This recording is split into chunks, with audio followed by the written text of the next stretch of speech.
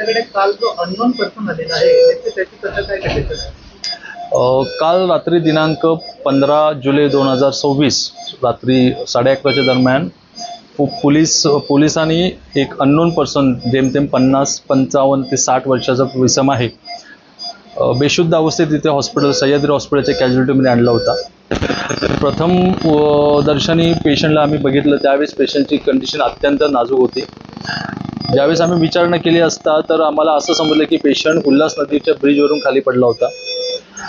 प्रथम तपास केल्यानंतर समजलं की पेशंटला अतिशय दम लागतोय आणि परिस्थितीचं गांभीर्य आम्ही पाहता आम्ही पेशंटला इमिडिएटली कुठल्याही प्रकारचा मागचा पुढचा विचार न करता पेशंटचा जीव वाचवण्यासाठी आम्ही डायरेक्टली पेशंटला आम्ही आयसीयूमध्ये ॲडमिट केलं. आयसीयूमध्ये ॲडमिट केल्यानंतर आम्हाला समजलं की पेशंटचं SpO2 म्हणजे जो सॅच्युरेशन जे आहे ऑक्सिजनचं प्रमाण शरीरातलं हे अत्यंत कमी झालं होतं. 30% आलं होतं. त्याच्यामुळे पेशंटला आम्हाला व्हेंटिलेटर शिफ्ट करावं लागलं. व्हेंटिलेटर शिफ्ट केल्यानंतर आम्ही जे काय लागणाऱ्या आवश्यक तपासण्या असतात रक्ताच्या तपासण्या त्यानंतर एक्सरे जे आपण प्रायमरी लेवलला आपण करत असतो ते केल्यानंतर असं आढळलं की पेशंटच्या डाव्या साईडच्या छातीला अतिशय मार लागल्यामुळे त्याचे कमीत कमी 5 ते 6 बरगड्या आहेत छातीचे फ्रॅक्चर झाले आहेत आणि त्याच्यामुळे ते फ्रॅक्चर झाल्यामुळे त्याच्या लंग्सला म्हणजे फुफ्फुसाला जी इंजुरी झालेली आहे आणि या सगळ्या गोष्टींमुळे पेशंटच्या लंग्समध्ये अतिरिक्त रक्तस्राव झालेला आहे. आणि दुसरी सगळ्यात महत्त्वाचा मुद्दा म्हणजे काय की या ब्रिजवरून खाली पडल्यामुळे त्याला कदाचित त्याच्या मेंदूला देखील इजा झाली असणार त्याच्यामुळे पेशंट अनकॉन्शियस आहे.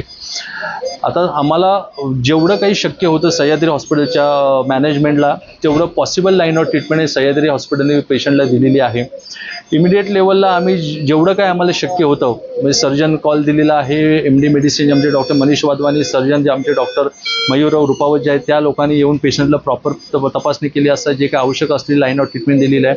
छातीमध्ये अतिशय रक्तस्राव आणि हवा जमा असल्यामुळे आम्ही ICD पण टाकलेली आहे जेणेकरून छातीवरचा दाब कमी होऊन जाईल आणि पेशंटला श्वास घ्यायला त्रास होणार नाही. आता आमच्यासमोर सगळ्यात मोठा प्रश्न हा पडलेला आहे की पुढच्या जर आम्हाला तपास किंवा पुढची जर ट्रीटमेंट करायची असेल तर इथे नातेवाईक अजूनही कुठल्याही प्रकारचा संपर्क आमच्या हॉस्पिटलशी दिलेला नाही. त्या नातेवाईकांना आमचं हे सांगणं आहे की तुम्हाला जसा हा व्हिडिओ तुमच्यापर्यंत पोहोचला असेल तसं directly Sahyadri hospital Badlapur barrage road इथे तुम्ही संपर्क साधावा. संपर्क क्रमांक आहे 9890067357. धन्यवाद.